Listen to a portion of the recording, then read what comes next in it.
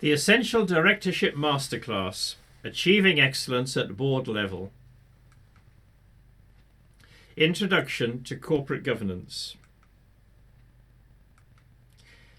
According to the businessdirectory.com, governance is the establishment of policies and continuous monitoring of their proper implementation by the members of the governing body of an organisation.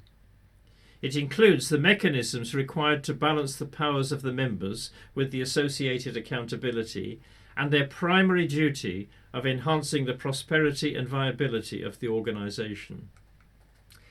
Good governance can be seen in the quality of decisions. It helps mitigate or reduce risk and avoid scandals, fraud and criminal liability of the company.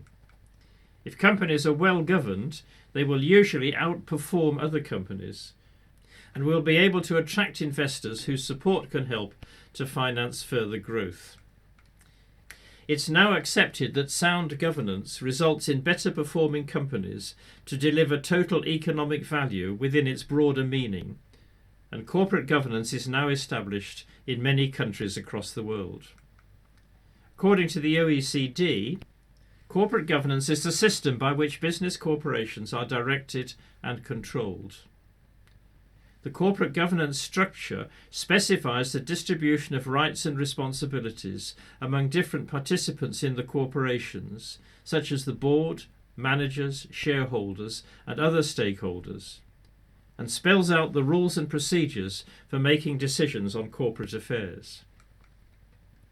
According to the Financial Reporting Council in the UK Corporate Governance Code, corporate governance is the system by which companies are directed and controlled.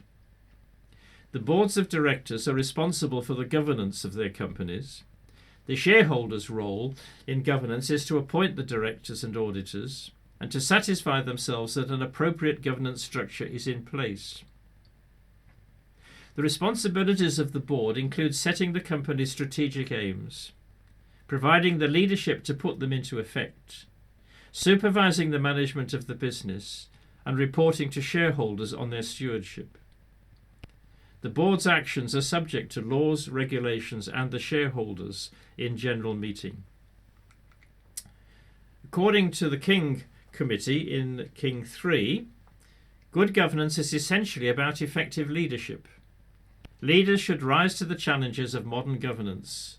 Such leadership is characterized by the ethical values of responsibility, accountability, fairness and transparency, and based on moral duties that find expression in the concept of Ubuntu, which is a South African term roughly translating as human kindness.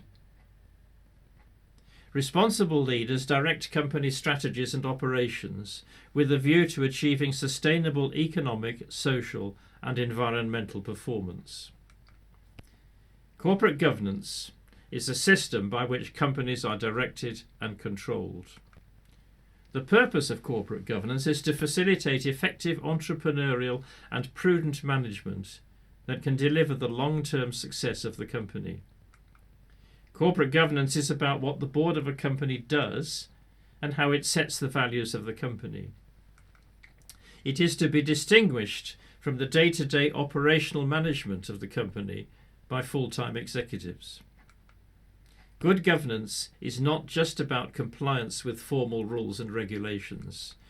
It is about establishing internal processes and attitudes that add value, enhance the reputation of the business, make it more attractive to external investors and lenders, and ensure its long-term success. Good corporate governance plays a vital role in underpinning the integrity and efficiency of financial markets. Poor governance weakens the company's potential and at worst can pave the way for financial difficulties and even fraud. Corporate governance can be considered from two viewpoints: determining the organization's vision, mission and values, developing and implementing strategy, and then reviewing the performance in the context of the organization's vision, mission and values, or adopting best practice as defined by respective external parties. According to the OECD, a corporate governance framework should consist of three main elements: a set of relationships between the company's management, its board, its shareholders, and other stakeholders; a structure through which the objectives of the company are set and the means of obtaining those objectives and monitoring of performance are determined; and proper incentives for the board and management to pursue objectives that are in the interests of the company and of its shareholders. The Corporate Governance Code is not a rigid set of rules. It consists of principles and provisions. Companies are required to apply the main principles and report to shareholders on how they have done so. If a company decides that good governance can be achieved by other means, the reasons should be explained. The comply or explain approach was introduced in the Cadbury Report in 1992, and it's strongly supported by both companies and shareholders and has been widely admired and imitated internationally. The purpose of comply or explain is to let the market decide whether a set of standards is appropriate for individual companies. This approach rejects the view that one size fits all and creates a market-sanctioned rather than a legal one. In the Netherlands and South Africa, they decided that the proper approach was to apply instead of comply. In King 4 South Africa, they changed their approach to apply and explain. So, we have three approaches: comply or explain, apply or explain, apply and explain, and a fourth one in the United States, comply or else. So, what does corporate governance mean to you? Is corporate governance discussed at your board?